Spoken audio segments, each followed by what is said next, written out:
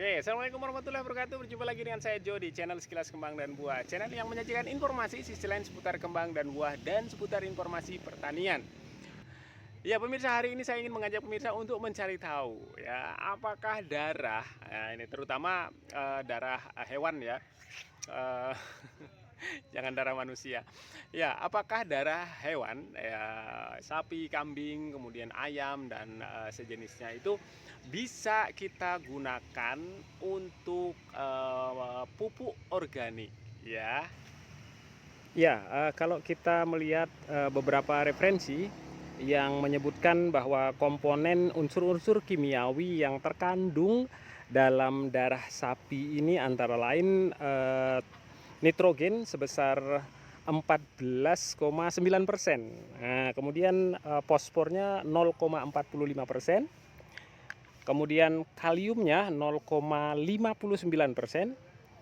Kalsiumnya 615 mg per kilogram darah sapi ya kayaknya ini ya. Kemudian ferrum itu ya zat besi 0,2, zincnya 117 mg per kilogram. Kemudian mangan itu ada 11 mg per kilogram. Ya kalau dilihat komposisi ini nitrogen memiliki komposisi paling gede ya, paling besar, paling banyak, yaitu sekitar 14,9% nitrogennya di dalam darah sapi ini. Nah, dari sini kita bisa mengambil hipotesis ya, kesimpulan awal bahwa penggunaan darah sapi ini cocok banget nih untuk tanaman-tanaman pada fase-fase seperti ini pemirsa, fase vegetatif begini ya, di awal-awal gitu tuh. Nah maka kalaupun kita menggunakannya di tanaman tomat yang sudah berbuah ini saya ingin ini sih sebenarnya karena tanaman tomat ini kan sudah tidak produktif lagi dan ingin memunculkan kembali tunas-tunas, harapannya begitu. Jadi untuk merangsang pertumbuhan vegetatifnya itu sebenarnya.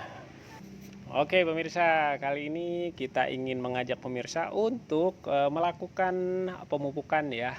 Pemupukan menggunakan POC atau pupuk organik cair yang kemarin sudah kita bahas ya di video sebelum ini. Ya, pupuk organik cairnya itu berbahan dasar darah sapi ya, darah sapi yang darah ini sudah kita fermentasi sejak Lebaran Haji tahun ini ya, bulan apa Mei ya, Lebaran Haji tahun ini dah pokoknya.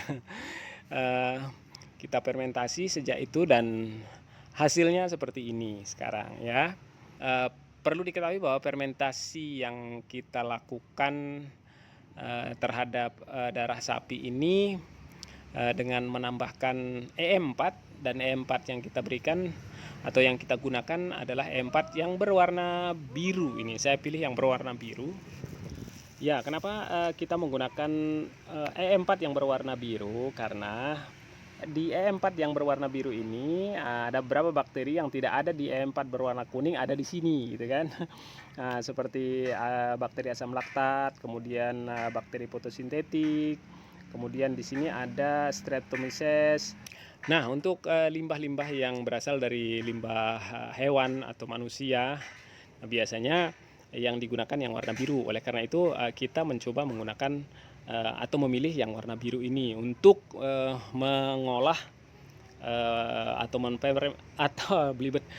memfermentasi limbah darah sapi yang notabene limbah darah sapi ini berasal dari limbah hewani ya, limbah hewani yang memang limbah-limbah hewani ini apa ya, sifatnya sangat kompleks banget ya, sehingga memang aromanya itu lebih tajam daripada limbah-limbah yang berasal dari limbah tanaman, sisa-sisa atau limbah-limbah sisa sayur, buah dan sejenisnya begitu.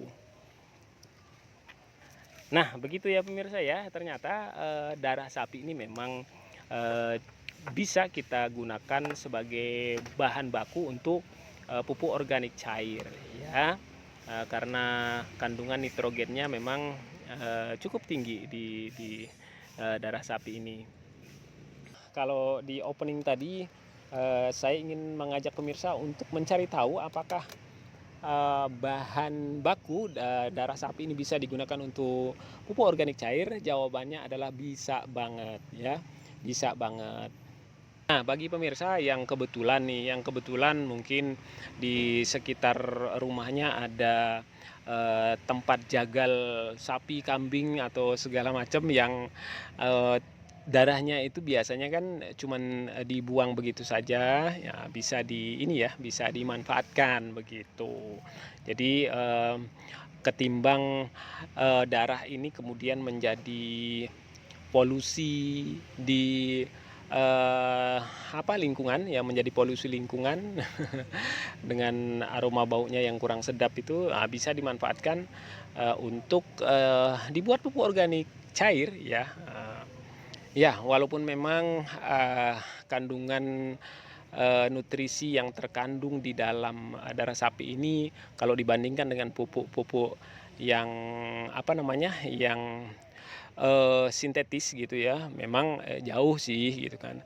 Tapi tidak ada salahnya juga. Ini sifatnya sebagai pemanfaatan bahan sisa. Ya, pemirsa, bisa dilihat di sekitaran tanaman cabai yang sudah kita aplikasikan pupuk organik cair berbahan darah sapi ini banyak sekali lalat ya. Lalat ini lalat yang lalat bangkai ya. Kalau saya sebutnya lalat yang hijau-hijau itu. Banyak banget nih langsung berdatangan dia. Itu bisa dilihat. Nah, dari visual ini pemirsa bisa membayangkan ya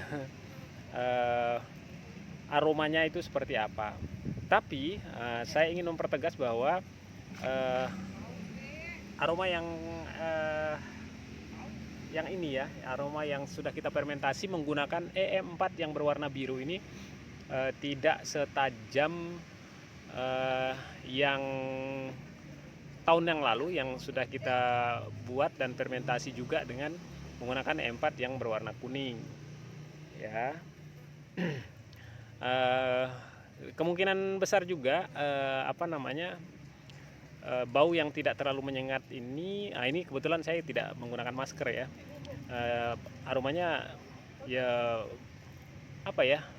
bau, cuman nggak semenyengat dulu lah pokoknya. Kemungkinan besar juga karena mungkin dosis yang kita gunakan atau perbandingan yang kita gunakan perbandingan E4 yang kita gunakan dengan bahan bahan darah sapinya itu perbandingannya pas gitu ya.